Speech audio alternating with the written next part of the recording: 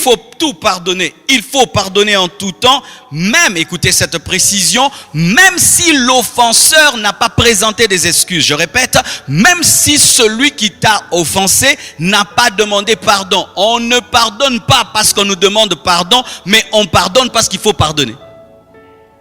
Or, je ne lui pardonne pas parce qu'il ne s'est pas excusé. Il ne s'est pas humilié. C'est pourquoi je ne lui pardonne pas. Est-ce que tu t'es humilié pour que Jésus-Christ meure à la croix? Tu ne t'es pas humilié, mais Dieu t'a donné son Fils unique qui est mort à la croix alors que les hommes ne le cherchaient pas.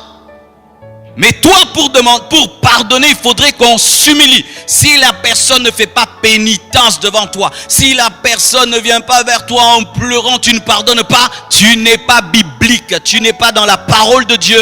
On ne pardonne pas seulement lorsqu'on te demande, qu'on te demande pardon ou pas, tu dois pardonner. Encore, on pardonne même quand l'offenseur n'a pas changé.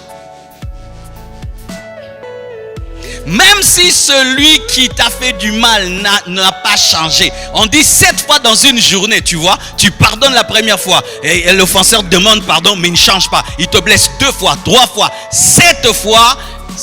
Donc perfection du mal même. Et tu dois pardonner. On ne pardonne pas lorsque les gens changent. On ne pardonne pas parce qu'ils ont présenté des excuses. Tu dois pardonner même si on ne te présente pas des excuses. Et tu dois pardonner même si l'offenseur n'a pas demandé pardon. Jésus a dit, Père, pardonne-leur car ils ne savent pas ce qu'ils font, et personne n'avait demandé pardon. Alléluia.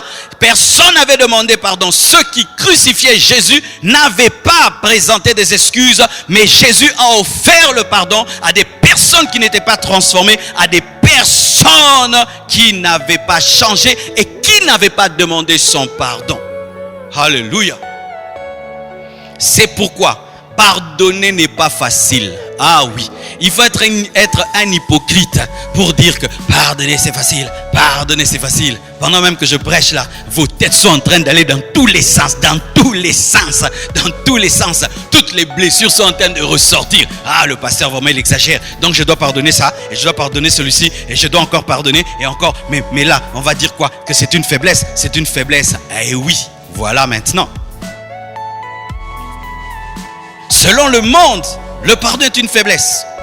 Lorsque j'étais un païen et qu'on avait un ami qui pardonnait tout le temps, pour nous c'était un faible. Regarde ce faible là, il va encore pardonner. Regarde, il va encore pardonner. Un homme qui pardonne à sa femme, on dit regarde cet homme faible, il pardonne les bêtises de sa femme. Une femme qui pardonne l'infidélité de son mari. Regarde cette femme bête comme elle est, elle a encore pardonné. Un père qui pardonne les offenses de ses enfants. Et regardez, il n'est même pas autoritaire. Lorsque dans une relation, tu es celui qui pardonne. Lorsque dans une relation, tu es celui qui fait le premier pas. Lorsque dans une relation, tu es celui qui t'humilie, qui oublie. On dit c'est lui le faible. Regardez le faible.